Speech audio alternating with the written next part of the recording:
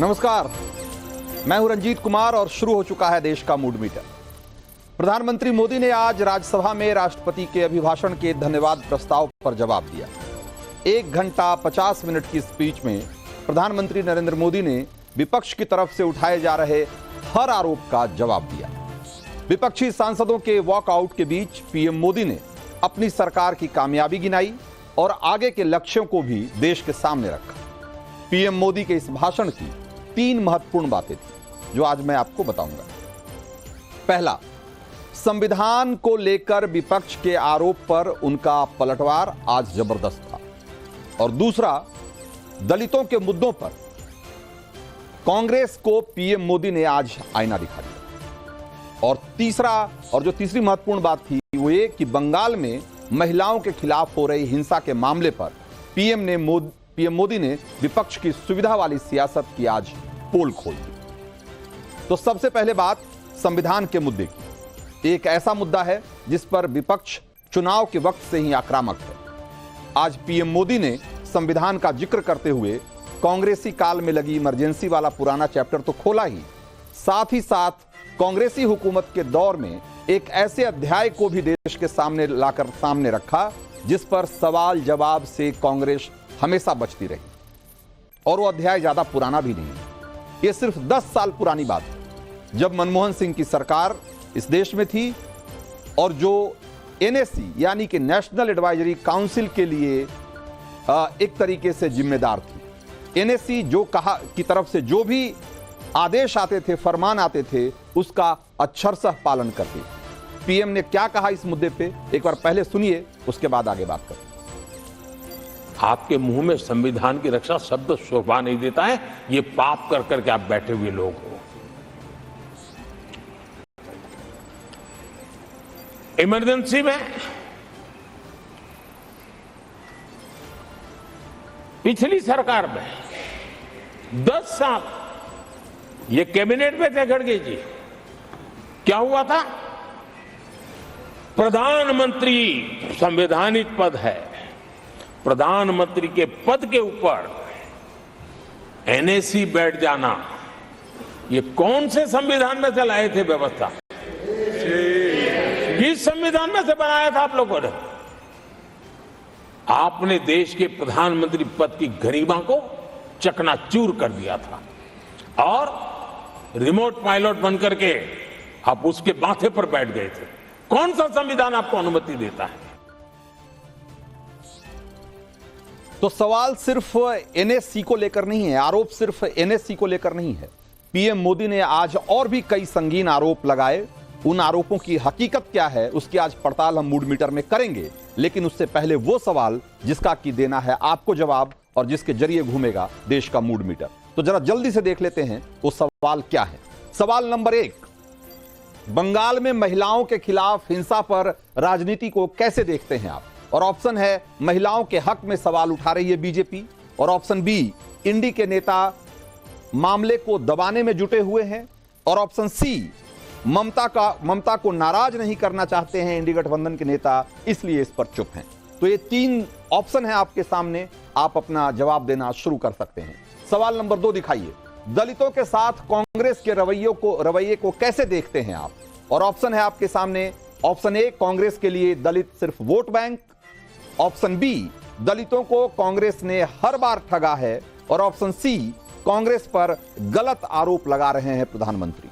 यह दूसरा सवाल है। और सवाल नंबर 3 दिखाइए, संविधान के साथ कौन सी पार्टी सच्चाई के साथ खड़ी है? ऑप्शन ए कांग्रेस आपातकाल की दागी है, ऑप्शन बी एनएससी कांग्रेस का असंवैधानिक फैसला था, और संविधान को बदलने की फिराक में है बीजेपी। ये 3 ऑप्शन है आपके सामने। आप क्या सोचते हैं हमें बताना शुरू करिए, और जवाब कैसे देना है ये आपको पता है। आपके टीवी स्क्रीन पर इस समय जो क्यूआर कोड दिखाई दे रहा है उसे जैसे ही अपने मोबाइल फोन के कैमरे से आप स्कैन करेंगे, आपके सामने सवालों की एक लिस्ट खुल जाएगी, और उन सवालों का जवाब भर के आप उसे सबमिट करिए। आखिर में अपनी डिटेल जरूर भरिएगा, क्योंकि उसी के आधार पे हम हर रोज 4 लकी वोटर का भी चुनाव करते हैं। तो आप वोट करना शुरू करिए और हम लौटते हैं आज के मुद्दे पे। पीएम मोदी की अगर माने तो एनएससी के नाम भर में ही सिर्फ एडवाइजरी यानी कि सलाहकार शब्द था, लेकिन असल में यह एडवाइजरी नहीं बल्कि एक डिक्टेटर संस्था थी जो सीधे सीधे पीएम और सरकार को डिक्टेट करने का काम करती थी। पहले इस नेशनल एडवाइजरी काउंसिल की हिस्ट्री और ज्योग्राफी समझ लीजिए, फिर आपको इसके कारनामों की भी कुछ कहानियां सुनाएंगे हम आपको।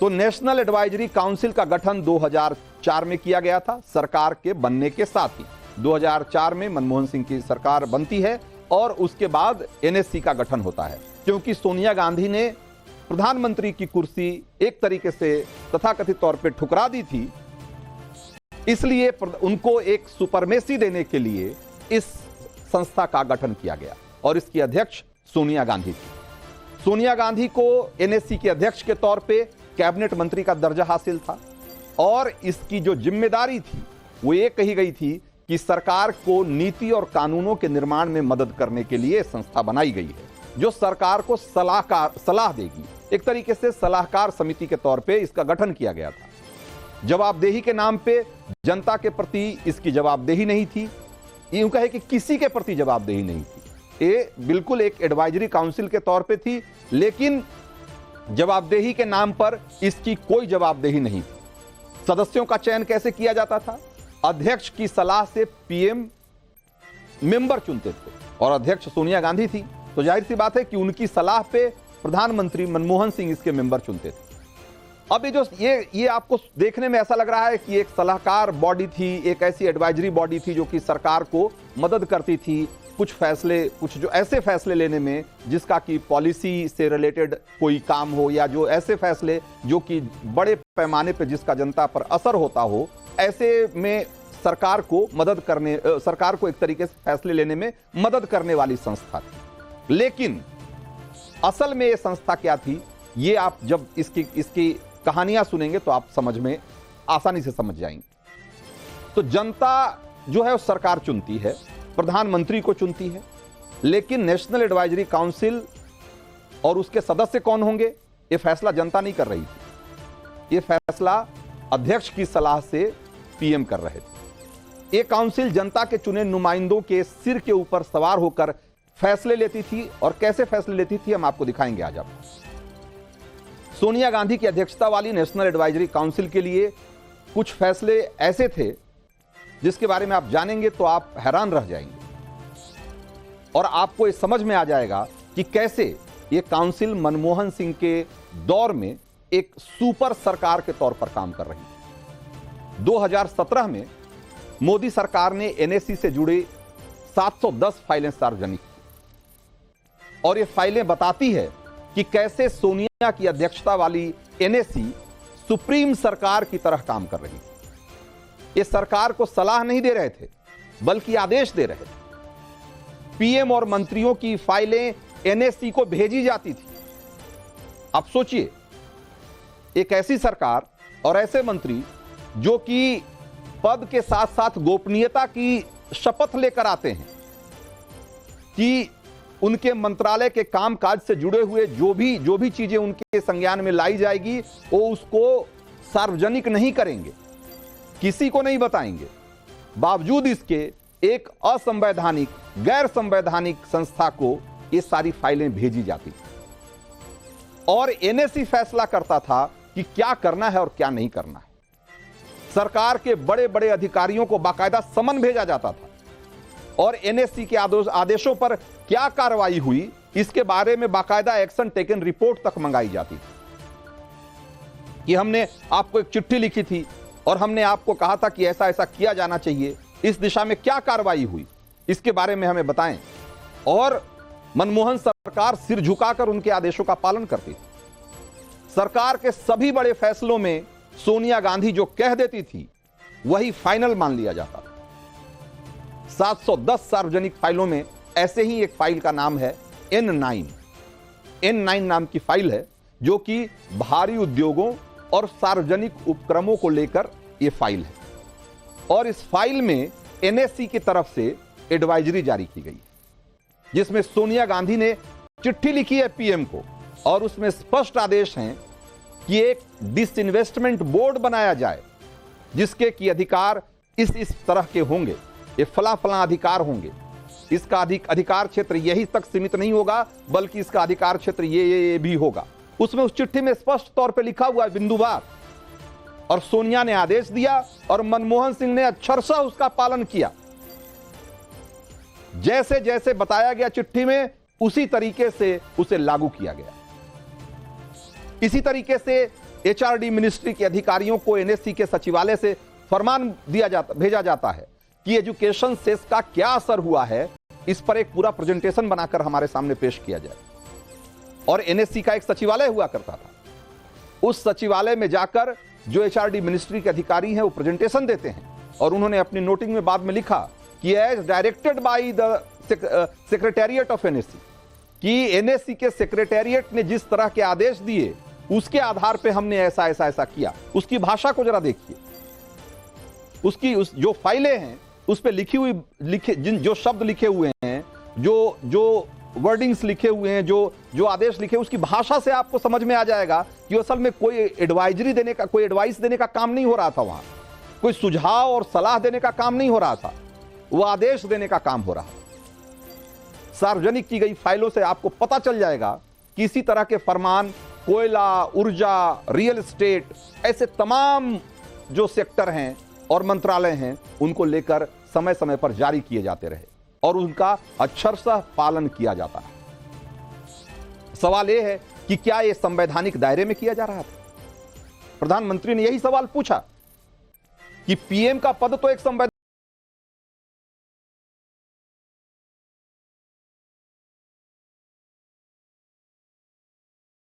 उसके अध्यक्ष और उसके सदस्यों का पद क्या था? क्या वो संवैधानिक पद था? अगर नहीं था तो संविधान की मर्यादा को कौन तार तार कर रहा था? उसकी धज्जियां कौन उड़ा रहा था? एनएसी में चुन करके समाजवादी और वामपंथी विचार के लोगों को एक तरीके से पद दिया गया, और वो सारे ऐसे लोग थे जो कि नेता नहीं थे, ज्यादातर लोग थे जो कि गैर राजनीतिक लोग थे। उनमें से बहुत सारे लोग सिंपैथाइजर बताए जाते हैं कि वो नक्सलियों के सिंपैथाइजर थे। ज्यादातर एनएसी सदस्यों को बिना किसी जवाबदेही के कैबिनेट मंत्री का दर्जा प्राप्त था, और तो और 10 एनएससी सदस्यों और उनके 35 कर्मचारियों को सैलरी और अलाउंस सब कुछ पीएमओ की तरफ से तय किया जाता था।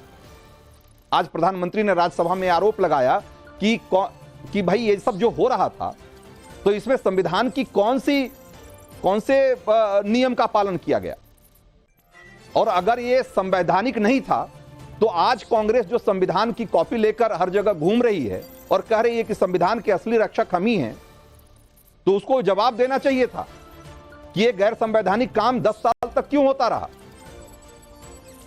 इसी तरीके से आज प्रधानमंत्री मोदी ने कांग्रेस के दलितों को लेकर जो उनका एजेंडा है, जो प्रोपेगेंडा है, उसका भी पर्दाफाश किया, और उन्होंने आरोप लगाया कि कांग्रेस दलितों को हमेशा सिर्फ अपने फायदे के लिए इस्तेमाल करती रही। उन्होंने मीरा कुमार से लेकर सुशील कुमार शिंदे और वहां से लेकर के सुरेश तक कई उदाहरण गिनवाए, जब कांग्रेस ने दलित चेहरों को सिर्फ उन्हीं मोर्चों पर तैनात किया, वैसी ही लड़ाइयों में उतारा जहां पर कि उनकी हार पहले से तय दिखाई दे रही। लेकिन ये तो मौजूदा दौर की बात है, मैं आपको कुछ पुरानी बातें भी बताऊंगा।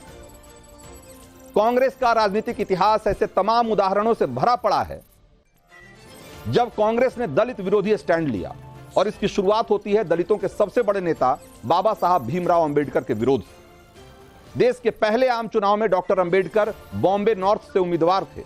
राम मनोहर लोहिया के विरोध के बावजूद कांग्रेस ने अंबेडकर के खिलाफ उम्मीदवार उतारा। नारायण सदोवा काजरोलकर ये कांग्रेस के उम्मीदवार थे। लोहिया से समर्थन मिलने के बावजूद अंबेडकर ये चुनाव 15,000 वोट से हार गए थे। अंबेडकर ने आरोप लगाया था कि कांग्रेसी उम्मीदवार ने चुनाव में भ्रष्ट तरीकों का इस्तेमाल किया है। मामला ट्राइब्यूनल तक चला गया था। जवाहरलाल नेहरू की सरकार में देश के पहले कानून मंत्री बनने के बावजूद अंबेडकर हमेशा कांग्रेस की नीतियों के विरोधी रहे। अंबेडकर ये हमेशा कहते रहे कि कांग्रेस दलितों के सशक्तिकरण के खिलाफ है। पूरी दुनिया डॉक्टर अंबेडकर को भारतीय संविधान का जनक मानती है, लेकिन कांग्रेस इसका श्रेय डॉक्टर अंबेडकर को नहीं देना चाहती। इसी साल जनवरी में ओवरसीज कांग्रेस के चेयरमैन पित्रोदा ने जो कहा, उससे आपको अंदाजा लग जाएगा कि कांग्रेस डॉक्टर अंबेडकर के बारे में क्या सोचती है। सैम पित्रोदा ने कहा डॉक्टर भीमराव अंबेडकर भारतीय संविधान के जनक हैं। यह बात भारत के आधुनिक इतिहास का सबसे बड़ा झूठ है। इस बयान पर जब कांग्रेस और के इस बयान पित्रोदा के इस बयान के बाद जब कांग्रेस को घेरा जाने लगा और हंगामा मचा, तब जाकर के उन्होंने ट्वीट डिलीट किया। और पित्रोदा के बारे में और तो आप जानते ही हैं कि कैसे वो विवादित बयान देते हैं तो दिखाने के लिए उनको पद से हटा दिया जाता है ओवरसीज कांग्रेस के चेयरमैन के पद से, और चुनाव खत्म होते ही उन्हें फिर से चेयरमैन बना दिया जाता है। तो एक कांग्रेस के बहुत सारे और भी बहुत सारे सवाल हैं।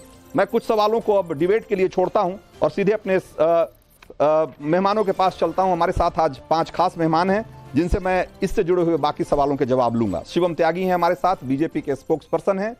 ममता काले पॉलिटिकल एनालिस्ट हैं। तहसीन पूनावाला राजनीतिक विश्लेषक के तौर पे हैं, कांग्रेस का पक्ष रखते हैं ज्यादातर डिबेट में। धर्मेंद्र यादव समाजवादी पार्टी के प्रवक्ता हैं और बादल देवनाथ पॉलिटिकल एनालिस्ट हैं और टीएमसी के सपोर्टर हैं। आप सब लोगों का बहुत बहुत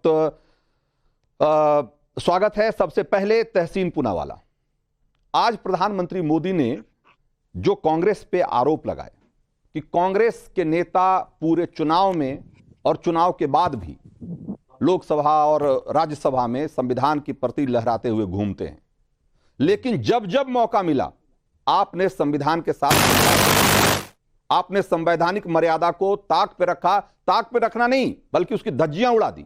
उसमें से एक उदाहरण उन्होंने तो अभी रिसेंट जो एनएससी के तौर पे था उसका उदाहरण दिया। क्या कहेंगे आप? प्रधानमंत्री जी के पास कुछ बात नहीं थी भविष्य की करने के लिए, इसलिए पास की बात कर रहे थे और शायद उनके समर्थक भी 20-20 मिनट इसी चीज में व्यस्त करते हैं। मुझे कुछ कहना नहीं, प्रधानमंत्री जी आजाद है, हाउस में उनको जो कहना है कहे। भविष्य की कोई बात करनी नहीं है, नीति की कोई बात करनी नहीं है, मणिपुर पे जवाब दे नहीं सकते तो पास में जाएगी। नेहरू जी ने ये किया, इंदिरा जी ने ये किया, सोनिया जी ने ये किया। भैया आप 10 साल से प्रधानमंत्री थे, आपने क्या किया उस पर बात कीजिए। दूसरी चीज एक सेकंड सुन लीजिए। अगर कोई इलीगल बॉडी का गठन हुआ है जिसने प्रधानमंत्री कार्यालय के ऊपर काम किया और वहां पर फाइलें जाती थी, बहुत गंभीर आरोप है जो लगाया गया था, या इस तरह के कोई इलीगल आदेश दिए गए थे किसी भी सेक्रेटरी को या किसी भी डिपार्टमेंट को, तो क्या वो आईएएस आईपीएस अफसर इतने कमजोर थे कि उन्होंने कंप्लेन नहीं की? एक। और दूसरा, अगर कुछ भी इलीगल हुआ, फाइल जाना ऑफिशियल सीक्रेट एक्ट का उल्लंघन है, और अगर फाइल गई है 10 जनपद गई, जैसे मैंने एक फिक्शनल मूवी में भी देखी थी जिस मूवी के एक्टर ने प्रधानमंत्री जी की भूमिका निभाते आज दुबई में बैठे हुए, मैंने इस फिक्शनल मूवी में भी देखा था, वो किताब में नहीं थी। लेकिन अगर ये हुआ है तो क्या 10 साल से दुनिया के सबसे ताकतवर व्यक्ति देश के प्रधानमंत्री, उन्होंने एक्शन क्यों नहीं लिया? ऑफिशियल सीक्रेट एक्ट का उल्लंघन हुआ और उन्होंने एक्शन नहीं लिया और आज आके पार्लियामेंट में बात करते। बात यही है कि नीट पर बात करना नहीं है, मणिपुर पे बात करना नहीं है, भविष्य की बात करना नहीं है, इसलिए पास में जाएंगे। नेहरू से लेके राजीव जी और सोनिया जी पे आरोप लगाएंगे तो करे क्या बोले इस पर, उनको बोलने दो। तो तहसीन पूनावाला, आप कह रहे हैं कि भाई जो 710 फाइलें जो सार्वजनिक की गई है वो अब तो पब्लिक डोमेन में है। भाई वो जो चिट्ठियां लिखी गई उसकी भाषा, उसमें क्या लिखा गया और उसके बाद मनमोहन सिंह सरकार ने क्या किया, ये सब पब्लिक डोमेन में है। उसमें कुछ भी ऐसा नहीं है जो कि छिपा हुआ है, और बावजूद आप इसके कह रहे हैं कि भाई इसमें क्या गैर संवैधानिक था। भाई गैर संवैधानिक तो यह है कि इस देश में कार्यकारी प्रमुख जो है वो प्रधानमंत्री होता है और वो जनता की इच्छा से चुना हुआ प्रमुख होता है। भाई अगर ऐसे में उसके ऊपर एक ऐसी संस्था बैठ के उसको डिक्टेट कर रही है जिसकी अकाउंटेबिलिटी जीरो है, जिसकी जो किसी के प्रति जवाबदेह नहीं है, इससे बड़ा गैर संवैधानिक काम और क्या हो सकता है? आप आरएसएस की बात कर रहे हो जो प्रधानमंत्री को आदेश देते क्या करना है? आप आरएसएस कमाल है, कमाल है। आपसे पूछ रहा हूं, मैं एनएससी की बात कर रहा हूं, मैं एनएससी की बात कर रहा हूं, सोनिया गांधी की बात कर रहा हूं, उनकी अध्यक्षता में बनी एनएससी की बात कर रहा हूं, जिसने 700 से ज्यादा फाइलों पे डिक्टेट किया, सरकार को डिक्टेट किया, जिसने 700 से ज्यादा फाइलों पे, मैं उसकी बात कर रहा हूं। ठीक है, अगर 700 से ज्यादा फाइलों पर डिक्टेट किया जो ऑफिशियल सीक्रेट एक्ट का उल्लंघन है, तो एक्शन क्यों नहीं लिए माननीय प्रधानमंत्री ने सोनिया जी पर? क्यों नहीं लिए 700 फाइल? देखिए मैं आपकी बहुत रिस्पेक्ट करता हूं, ये क्या ये शोभा देता देश के प्रधानमंत्री को 10 साल के बाद प्रधानमंत्री बनने के बाद आपके पास क्रेडिट कार्ड होगा, डेबिट कार्ड होगा, विक्टिम कार्ड खेलना? जब देखो पार्लियामेंट में विक्टिम कार्ड, मुझे इसने ये बोला, मुझे ऐसा किया, मुझे ये, मैं वो, मैं ये। अरे भैया नेहरू जी ने ये किया, इंदिरा जी ने ये किया, राजीव जी ने ये किया, सोनिया जी ने किया। भैया आप 10 साल प्रधानमंत्री थे, गलत किया, 700 फाइल को डिक्टेट किया तो कीजिए उनको जेल में बंद। है हिम्मत? बताइए कौन सी हाँ, फाइल है, लाइए, हाँ, कीजिए तो बात जेल में। तो वो कुछ नहीं, बहुत सारी ऐसे क्या बातें। भैया, नहीं, नीट में क्या हुआ, जेल, नीट में क्या हुआ, नहीं, उससे बात जेल और कीजिए, वेल, मणिपुर में क्या हुआ। सुनिए सुनिए, मैं कह रहा हूं जेल और वेल के बीच में बहुत सारी मर्यादाएं टूटती है। कोई वेल में मर्यादा कैसे नहीं है, मर्यादा ऑफिशियल टूटी सीक्रेट एक्ट लोकसभा सुनिए। में, वो भी हमने कल देखा कि मैं भी एक लाइन में पहली आपको बार जवाब देता एलओपी के बने हैं ना राहुल गांधी, और मैं जब आपको एक लाइन में प्रधानमंत्री जवाब बोल देता हूं। रहे थे उस समय राहुल गांधी उनको किस तरीके से सारे सांसदों को वेल में जाने के लिए उकसा रहे थे, वो मैं तस्वीरें एक भी लाइन में सामने उसका आ जवाब गई है। देता हूं, तो मैं उसका एक लाइन में जवाब जब देता हूं। मर्यादा की बात होगी ना, जब मर्यादा की बात मैं एक होगी तो लाइन में बहुत जवाब सारी देता और हूं, बातें होंगी। मैं उसका तहसीन एक लाइन में पूनावाला, जवाब देता हूं।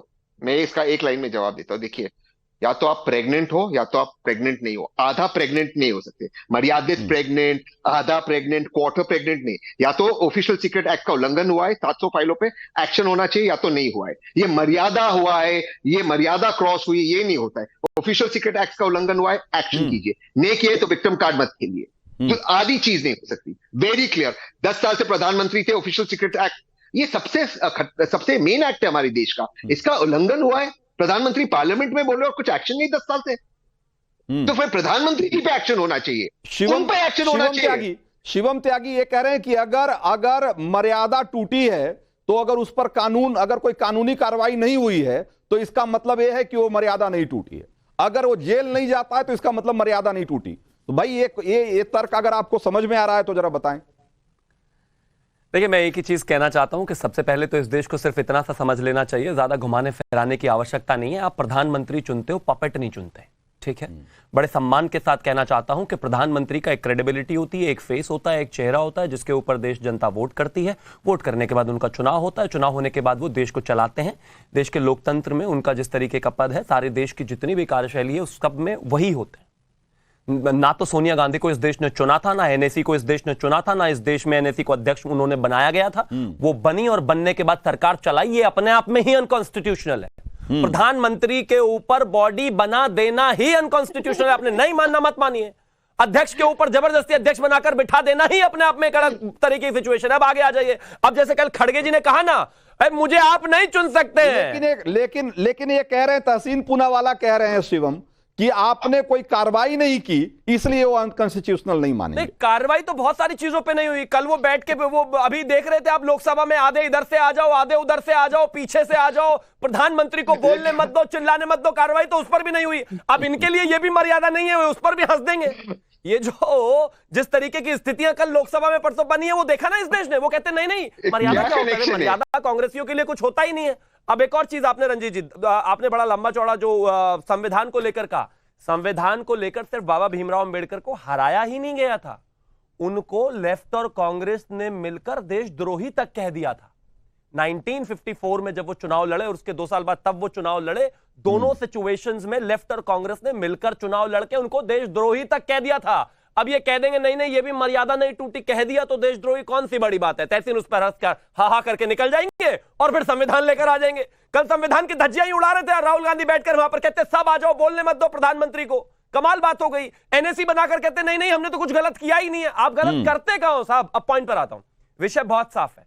इस देश में बहुत सारी चीजें ऐसी हुई हैं। संविधान में अगर मैं बात करूं तो इमरजेंसी के लिए तो इंदिरा गांधी को भी पनिश नहीं किया गया। कह दो वो तो बहुत बड़ा त्योहार बना था भाई। देश को जेल बनाने का एक महान हमने कार्यक्रम शुरू किया था, परंपरा शुरू की थी। पूरे देश को जेल बनाकर 900 लोगों को एक ही दिन में जेल डाल दिया था। ये इंदिरा जी को पनिश नहीं किया तो ये तो अच्छी चीज हुई ना। हम देश को अनुशासन में लाना चाहते थे, देश को अफगानिस्तान बनाना चाहते थे। अब जेल नहीं हुई इंदिरा जी को उसकी वजह से, या उनके परिवार को पनिश नहीं किया गया तो इसलिए ये तो कोई गलत बात हुई नहीं। अब इस मतलब बेहुदा तर्क का कोई तर्क हो सकता है क्या? विषय बहुत साफ है। इस देश में अगर मोरालिटी की बात करें तो संविधान का नाम लेने का ही अधिकार कांग्रेस का नहीं है। जिस तरीके से संविधान की धज्जी, चाहे वो आपातकाल में उड़ाने का विषय रहा हो, चाहे तमाम चीजें करने का विषय रहा हो, चाहे एनएसी बनाने का विषय रहा हो, और चाहे बाबा साहेब का अपमान करने का विषय रहा हो, जिस तरीके से कांग्रेस ने इस देश में एक माहौल बनाया है, आज संविधान की आड़ में वो चाहते हैं कि उनकी कल की गुंडागर्दी भी देखी गई है, वो चले। मैं मानता हूं वो नहीं चलने वाली है।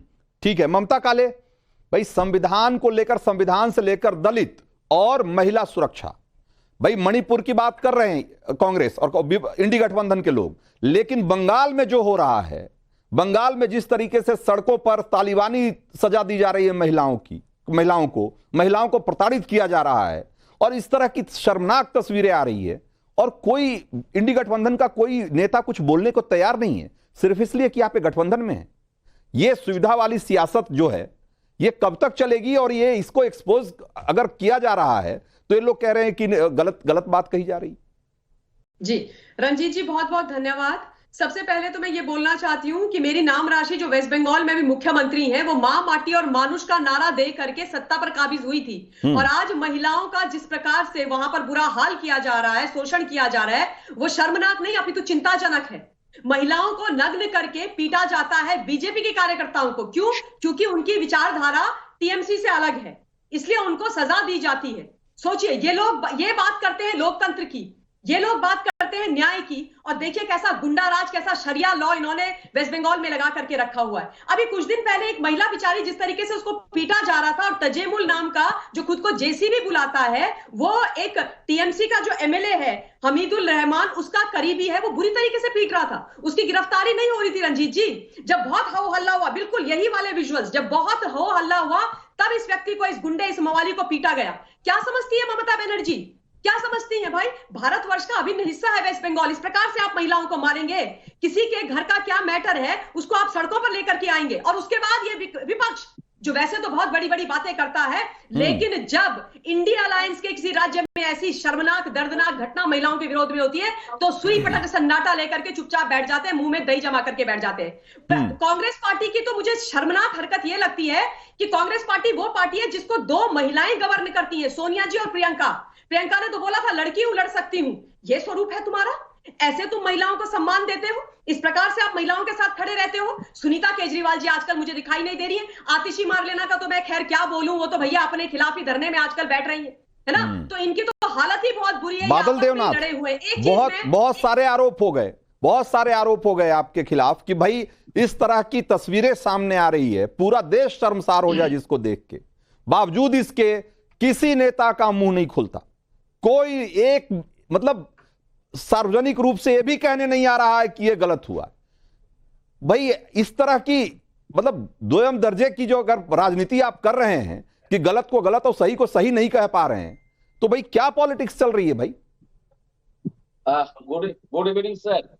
उससे पहले मैं आपको फिर एक बार यह कहूंगा, आपके चैनल में मैंने एक दिन पहले ही मैंने बताया, हर चैनल में मैंने बताया, जो हुआ चोपड़ा में बिल्कुल गलत हुआ, वोट ठीक नहीं हुआ, और विधायक को शोकॉज किया, और जो व्यक्ति जिसका नाम है वो जो शरीयत क्या रूल्स लगा के उनको एक महिला को पीट रहे थे, उसको तुरंत अरेस्ट किया गया और कोर्ट में पेश किया। 5 दिन का पुलिस हिफाजत में है और कार्य साझा होगा। और तुरंत नहीं किया गया बादल देवनाथ, उसके खिलाफ 12 मामले थे, 12 मामले थे, और इसके पहले की भी बहुत सारी तस्वीरें अब सामने आने लगी है। नहीं, तो भाई जब में चला गया नहीं बादल देवनाथ, ये जब मामला उठाया लोगों ने तब जाकर के उसके खिलाफ कार्रवाई हुई, जबकि 10 पहले से एफआईआर उसके खिलाफ दर्ज है। इसी तरीके से वो कंगारू कोट लगा के, सरिया कोट लगा करके और महिलाओं के साथ बदतमीजी कर रहा था, उनको प्रताड़ित करने का काम कर रहा था सड़क पे, सार्वजनिक तौर पे। कभी किसी उसके खिलाफ कार्रवाई नहीं हुई। कार्रवाई तब हुई जब ये वीडियो सामने आया और उस पर लोगों ने आपको लानत मलानत भेजना शुरू किया, तब जाकर के आपने उस पर कार्रवाई की। तो आप ही बोलिए, मैं चुपचाप रंजीत जी, इस समय एक चीज और जोड़ना चाहती हूँ, लक्ष्मीकांत सर, मैंने बोल दिया, जो भी हुआ बंगाल में, जो भी थोड़ा छोटा घटना आता है उसमें ममता दीदी तुरंत एक्शन लेता है, सबको अरेस्ट किया जाता है, और पार्टी किसी को छोड़ता नहीं है। सस्पेंड बहुत सारे ऐसे लीडर है जो लोकल लीडर हो, इन लोगों को सस्पेंड किया। बात आपने जो शुरू किया कांग्रेस से लेकर, मैं 2-4 लाइन आप कहना चाहता हूँ। मोदी जी का 2 घंटे का भाषण मैंने सुना लोकसभा में, आज भी राज्यसभा में मोदी जी का भाषण सुना। लेकिन सर, जो दलितों के ऊपर जो अत्याचार का बात किया मोदी जी ने, लेकिन सबसे बड़ा, और ममता बनर्जी एक महिला है, वो ये भूल जाती है, वो सिर्फ टीएमसी के नेता नहीं, और एक बार अगर कोई चुन लिया जाता है तो वो प्रदेश का मुख्यमंत्री होता है।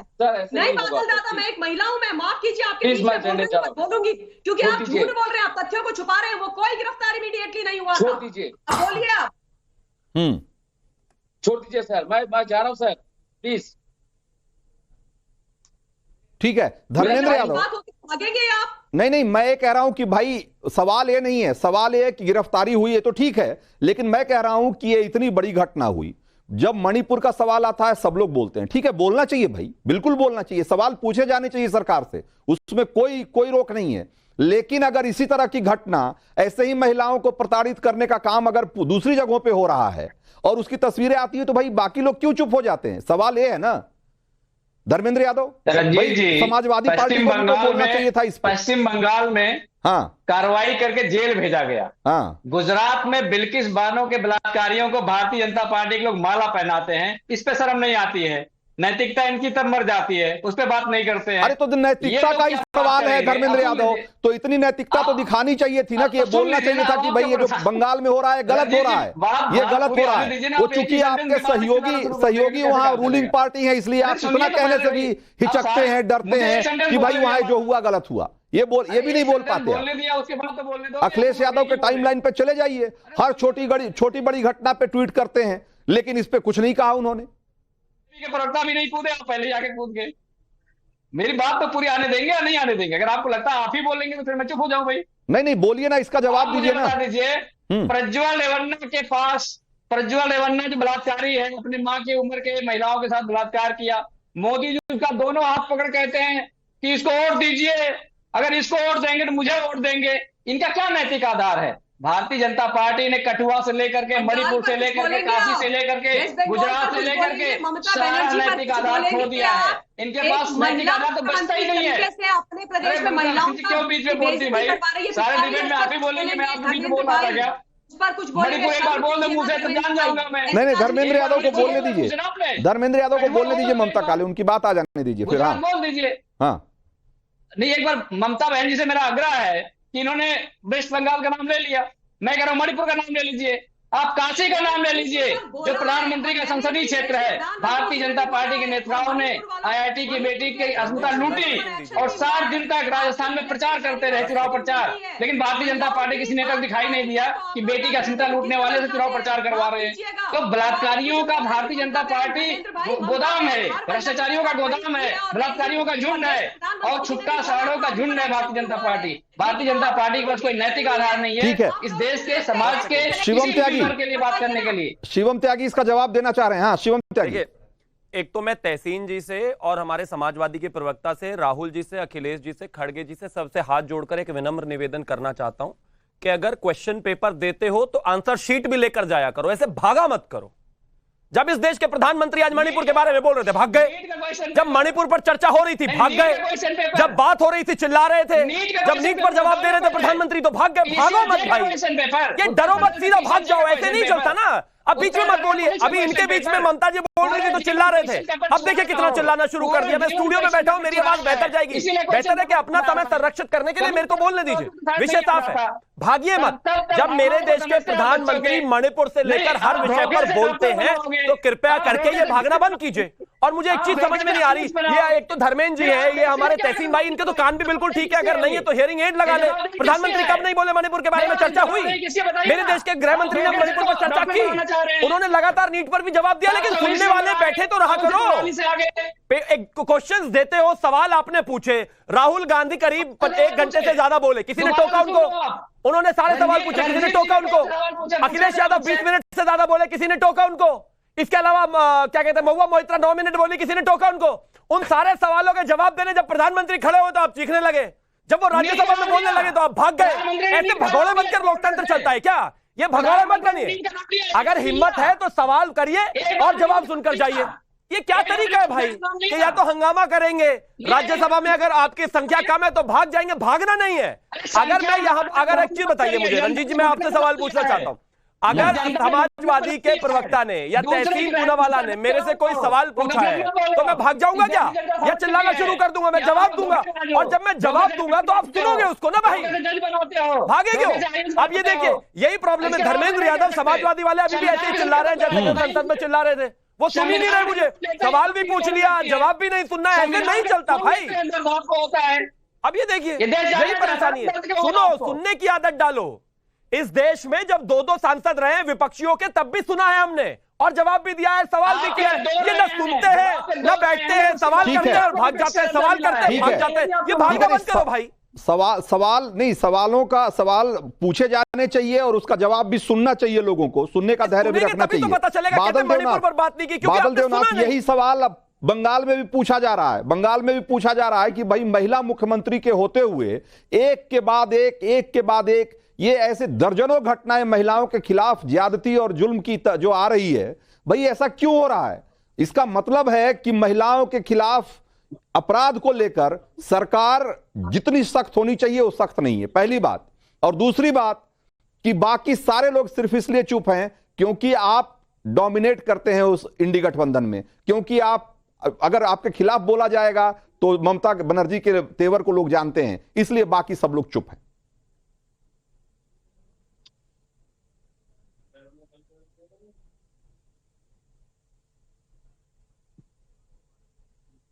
बादल देवनाथ, आपको आवाज मिल रही है हमारी? कोई साउंड या आपको साउंड मिल रहा है मेरा? मैं कह रहा हूं कि भाई एक महिला सीएम के होते हुए महिलाओं के खिलाफ इतनी सारी घटनाएं, इतने सारे जुल्म ज्यादती की खबरें क्यों आ रही है बंगाल से? क्या सवाल कर रहा है? कोई सवाल, इस सवाल का कोई मतलब नहीं है। अरे इस सवाल का कोई मतलब नहीं है। ऐसे सवाल कर रहा है, इस सवाल का कोई मतलब नहीं है कि एक महिला सीएम के होने के बावजूद पश्चिम बंगाल में महिलाएं सुरक्षित क्यों नहीं है, यह सवाल नहीं है। अच्छा, आप मोदी जी को बताइए तो। हाँ। मोदी जी को बताइए, कलकत्ता और पूरे बंगाल को पार्लियामेंट कमेटी ने सर्टिफिकेट दिया जिस महिला सुरक्षा, शिशु सुरक्षा बारे में बंगाल पूरे देश के अंदर 1 नंबर में है। ये सर्टिफिकेट कौन दिया? ये तो मोदी जी ने दिया, सेंट्रल गवर्नमेंट ने दिया, पार्लियामेंट कमेटी ने दिया। तो उसके बाद फिर मोदी जी भाई मैं कह रहा हूं कि उस सर्टिफिकेट को मढ़वा के अपने सचिवालय में टंगवा लीजिए, आपको बहुत बहुत मुबारक इस तरह का सर्टिफिकेट। लेकिन मैं कह रहा हूं कि संदेश खाली से लेकर और ये जो हमने तस्वीरें आपको दिखाई है, जेसीबी की तस्वीरें, ये सड़कों पे जो तालिबानी इंसाफ हो रहा है और महिलाओं के साथ तालिबानी व्यवहार हो रहा है, क्या ये आपको लगता है कि ये ऐसा तमगा है जिसको कि आप गले में लटका कर घूमें? ये लगता है कि ये आपको ये वो प्रशस्ति पत्र है जिसको कि मढ़वा करके आपको अपने सचिवालय में रखना चाहिए? अगर रखता है तो इसकी भी तस्वीरें निकलवा के और लगवा लीजिए सचिवालय में अपने।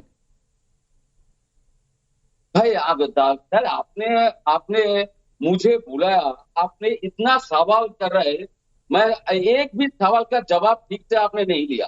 पहला बात दीजिए, तो जवाब दे ही नहीं रहे हैं आप। आपको भाजपा से दलाली करना है और भाजपा से कुछ पैसा लेना है चैनल से, और इसलिए हो गया। मुझे मालूम है, ये मुझे मालूम है कि ये बात देर सवेर आनी ही है। सर मुझे छोड़ दीजिए। हाँ। मैं ऐसे डिबेट, अरे मैंने पूछा, उसका जवाब दीजिए ना, उसका जवाब दीजिए कि भाई जवाब उसका दीजिए ना। मैंने साफ पूछा आपसे, एक शब्द में पूछा कि भाई महिला सीएम के होने के बावजूद भी बंगाल में महिलाएं सुरक्षित क्यों नहीं है, इसका जवाब क्या है? भाजपा का दलाली करते, ये दलाली मत कीजिए सर, दलाली मत कीजिए। मेरा आंसर ले लीजिए please, I am request to you, please don't mind.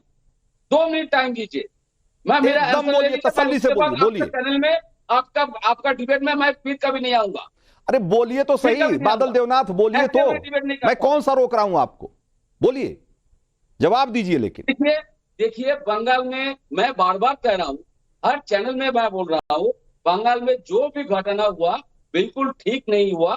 इसके लिए उस व्यक्ति को अरेस्ट किया गया, कोर्ट में पेश किया गया और 5 दिन का जेल हिफाजत में ले गया गया, और उसके लिए उसके कड़ी सजा होगा।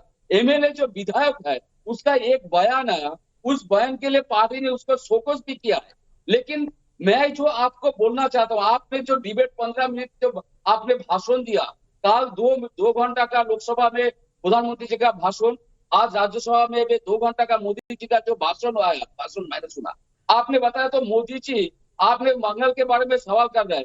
मोदी जी 10 साल में महंगाई के बारे में, पेट्रोल डीजल के दाम वृद्धि के बारे में, किसानों को आय द्विगुण करने के लिए 700 के एक साल का आंदोलन हुआ, 700 किसान आत्महत्या किया, पूरे देश में 5 लाख किसान आत्महत्या किया। मोदी जी जितना वादा किया, अब वो दलितों के बारे में था। आप बताए राम मंदिर का उद्घाटन में राष्ट्रपति, देश के राष्ट्रपति आदिवासी है, जिसको आदिवासी बोल के उनको राष्ट्रपति बनाया गया, उनको राम मंदिर उद्घाटन में नहीं बुलाया गया, पार्लियामेंट उद्घाटन में उनको नहीं बुलाया गया।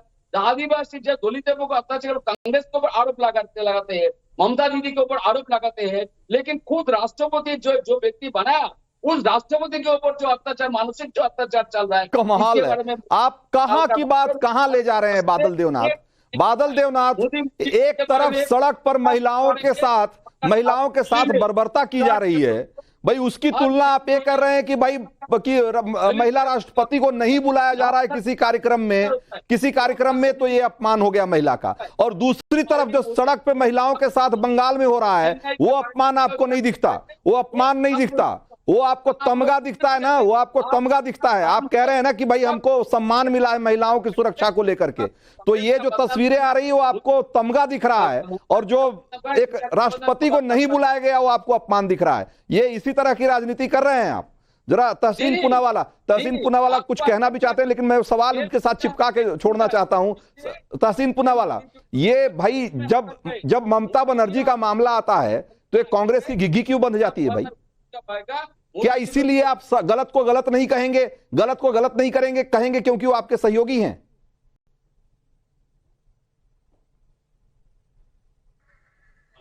एक एडिटर होके तहसीन पूनावाला आप म्यूट हैं। और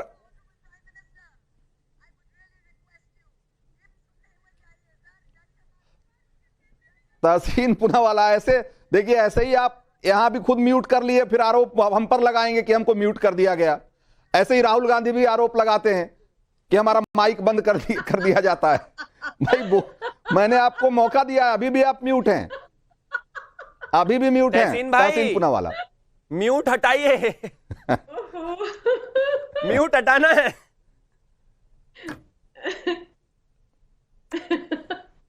नहीं, कुछ तकनीकी खराबी। ममता बनर्जी के बारे में आपने सवाल पूछ लिया ना, वो म्यूट ही रहेंगे, अब नहीं खुलने वाला, वो गारंटी। शिवम त्यागी, कुछ तकनीकी का दिक्कत है लगता है तहसीन के साइड पे। नहीं हाँ रंजीत जी, हाँ। ये तकनीकी दिक्कत नहीं है, हाँ। ये अलाइज की दिक्कत है, आप समझ नहीं रहे। वो म्यूट हुआ नहीं है तहसीन भाई का। वो कांग्रेस की को अगर कुछ भी ममता बनर्जी के बारे में बोलने के लिए कह दिया जाए तो वो अपने आप ही म्यूट हो जाते हैं। वो पूरी पार्टी म्यूट फॉर्म में चली जाती है कि नहीं हमने बोल दिया तो हमारा तो गठबंधन टूट जाएगा। ये रंजीत जी के एक सवाल के उकसावे में आकर दो शब्द हमने उधर बोले नहीं, ममता बनर्जी अब उधर से तुरंत गरियाना चालू कर देती है। वो आपने देखा नहीं कि अधीर बाबू ने 2-4 बातें बोल दी थी, आज उनको कांग्रेस वाले पूछते नहीं। हारने के बाद उनका खुद का ऑन रिकॉर्ड स्टेटमेंट है कि मेरे पास किसी नेता का फोन तक नहीं आया। ममता बनर्जी से इतने थर्राते हैं और इतने डरते हैं राहुल गांधी और इनकी पूरी पार्टी के, एक शब्द बोलने को तैयार नहीं है। और वो तब भी खैर इनको कुछ मानती नहीं है, वो अलग बात है, लेकिन विषय साफ है। यहां सिर्फ इतनी सी बात नहीं है, संदेश खाली पर चुप, एक महिला को तालिबानी स्टाइल में पकड़कर पीटा जा रहा है, चुप। वहां पर एक विधायक खड़ा होकर कहता है कि मुसलमान देश जो होते हैं, हाँ। जो इस्लामिक राष्ट्र होते हैं, इनमें इस तरह की पिटाई होती है। पूरा कबाल चुप। अगर ऐसा ही कुछ हिंदुस्तान में जो है Bharatiya Janata party ruling state में हो गया होता और किसी विधायक ने कह दिया होता कि हिंदू राष्ट्र में इस तरह की बातें हो रही होती हैं, तो मैं ये मानता हूं कि इस पूरे देश में प्रदर्शन कर रहे होते ये सारे लोग, सब एक अलग लेवल पर नाच रहे होते, लेकिन एक शब्द नहीं निकला इनके मुंह से। वजह है क्योंकि हिम्मत नहीं है इनकी ममता बनर्जी के खिलाफ बोलने की। और रही बात महिलाओं के ऊपर अत्याचार की, मैं मानता हूं कि अब तो ऐसा लगने लग गया है कि रूटीन है ये, चाहे पंचायत चुनाव हो, चाहे विधानसभा चुनाव हो, चाहे लोकसभा चुनाव हो, चाहे उसके बाद का हंगामा हो, कोई बात करने को तैयारी नहीं है बंगाल की महिलाओं के बारे में। माइक में तकनीकी खराबी थी कि खुद से म्यूट कर दिया था कि ममता बनर्जी वाला सवाल का जवाब न देना पड़े। मुझे सोनाक्षी का फोन आया जो आपकी कलीग है, उसने बताया कि आपकी एंड से दिक्कत थी। ये सोनाक्षी ने कहा, मैं ऑन एयर कह रहा हूँ। अच्छा ठीक है, अगर हमारी तरफ से हमारी दिक्कत ठीक हो गई, अब जवाब दे दीजिए, अब जवाब दे दीजिए कि ममता बनर्जी का नाम आते ही कांग्रेस की घिघी क्यों बन जाती है? नहीं, शाहजहां शेख के खिलाफ अधीर रंजन चौधरी और कांग्रेस ने प्रोटेस्ट किया था, लेकिन बात ये नहीं। मैं 2 लाइन कहूंगा। शाहजहां शेख और ये जेसीबी जैसे ये दोनों गुंडे जेल में है, जल्द बंद हुए, देर से बंद हुए, मैं उसमें नहीं जा रहा हूँ, जेल में बंद है और दोनों बाहर नहीं निकलेंगे। लेकिन बृजभूषण शरण सिंह जेल में बंद है। मैं कोट कर रहा हूँ, टाइम्स ऑफ इंडिया को कोट कर रहा हूँ, मुझे रोकना मत। पुलिस की रिपोर्ट है, दिल्ली पुलिस की रिपोर्ट। उसने महिलाओं को उन जगहों पर छुआ जिस तरीके से छुआ, क्योंकि उन्होंने प्रोटीन पाउडर मांगे। उसने अपने ब्रैकेट्स में लगाया था मोदी जी का परिवार जेल में बंद है। आपके रिपोर्टर को धक्का मारा था, आपके कलीग को जेल में बंद है। शाहजहां शेख, मैं आपको कह रहा हूं, 1 नंबर का गुंडा है, उसको वहां पर सड़क के बीच में फांसी लगाओ। ये जेसीबी पर जेसीबी चलाओ। कहेंगे हिम्मत है बृजभूषण शरण सिंह पे कहने की? है हिम्मत? मोदी जी का परिवार लगाया था ना ट्विटर के ऊपर, क्यों नहीं है जेल में बंद? कहां नहीं छुआ? जिस्म के किस किस पार्ट अरे को तो नहीं छुआ? मामला कोर्ट में है ना, वो मामला कोर्ट में है ना भाई। आप भी शाहजहां शेख को आपने गिरफ्तार किया तो क्या पुलिस सजा दे देगी? क्या तहसीन पूनावाला क्या पुलिस सजा दे देगी क्या उसको? कि सजा तो कोर्ट ही देगा। जेल में बंद कर सकते हैं या नहीं कर सकते ब्रिजभूषण शरण सिंह को? मेरा ये सवाल है आपसे। अरे जेल में बंद करना नहीं करना धाराओं और उसके हिसाब से जो कानूनी कार्रवाई हो रही है उसके हिसाब से होगा ना, वो तो अदालत तय करेगा। ठीक है, चलिए ये बात ठीक है, ये भी ठीक है। अब हमें ये भी डिफेंड करना है। एक नहीं, मुझे डिफेंड नहीं करना। मैं ये कह रहा हूं कि भाई, मैं कह रहा हूं कि क्या आपके कलीग को धक्का मारा है, हाँ। उसने महिला को उन जगहों पर छुआ है क्योंकि मैं कोई ब्रिजभूषण को डिफेंड करने के लिए नहीं हूं, लेकिन मैं कह रहा हूं कि लगातार अगर घटनाएं होंगी ये बताता है कि कानून व्यवस्था की स्थिति क्या है और महिलाओं की सुरक्षा को लेकर सरकार कितनी संवेदनशील है। और अगर यही सवाल अगर मणिपुर पे उठाया जा रहा है तो वही सवाल बंगाल पे भी उठाया जाना चाहिए। जितनी शिद्दत से आप मणिपुर को लेकर उठाते हैं जो सवाल, उतनी शिद्दत से आपको बंगाल भी उठाना चाहिए। तब तो लगेगा कि महिलाओं की सुरक्षा को लेकर आप चिंतित हैं। वैसे अगर आप ऐसा नहीं करेंगे तो लगेगा कि सिर्फ पॉलिटिक्स कर रहे हैं। एक बार जरा आप लोगों की राय भी बंद क्यों नहीं है, लोगों की राय भी जरा शामिल कर लेते हैं। जल्दी से दिखाते हैं वो 3 सवालों के रुझान जिस पर लोग क्या कह रहे हैं। जरा एक बार देखिए, जरा दिखाइए। सवाल नंबर 1 हमने पूछा था कि बंगाल में महिलाओं के खिलाफ हिंसा पर राजनीति को आप कैसे देखते हैं, और इसके जवाब में लोग क्या कह रहे हैं। 54% लोग कह रहे हैं महिलाओं के हक में सवाल उठा रही है बीजेपी, और इंडी के नेता मामले को दबाने में लगे हुए हैं ऐसा मानने वाले लोग 18% से ज्यादा हैं, और ममता को नाराज नहीं करना चाहते इंडी गठबंधन के नेता इसलिए चुप हैं ऐसा मानने वाले 27% लोग हैं। ये है लोगों की राय। जरा सवाल नंबर 2 दिखाइए। दलितों के साथ कांग्रेस के रवैये को आप कैसे देखते हैं? ये मुद्दा भी आज पीएम ने उठाया था, और इसके जवाब में 67% से ज्यादा लोग कह रहे हैं कि कांग्रेस के लिए दलित सिर्फ वोट बैंक हैं और दलितों को कांग्रेस ने हर बार ठगा है ऐसा मानने वाले लोग करीब 30% लोग हैं, और 2% से ज्यादा लोग कह रहे हैं कि कांग्रेस पर गलत आरोप लगाया जा रहा है, पीएम गलत आरोप लगा रहे हैं। एक ऐसा मानने वाले 2.5% लोग हैं। जरा सवाल नंबर 3 दिखाइए। संविधान के साथ कौन सी पार्टी सच्चाई के साथ खड़ी है? और इसके जवाब में 54% लोग कहते हैं कि कांग्रेस आपातकाल की दागी है, उस पर दाग लगा हुआ है आपातकाल का, इसलिए संविधान की बात वो बेमानी है उसके लिए कहना। और एनएसी कांग्रेस का असंवैधानिक फैसला था ऐसा मानने वाले लोग 31% से ज्यादा हैं, और करीब 13% लोग ये कहते हैं कि संविधान को बदलने की फिराक में है बीजेपी।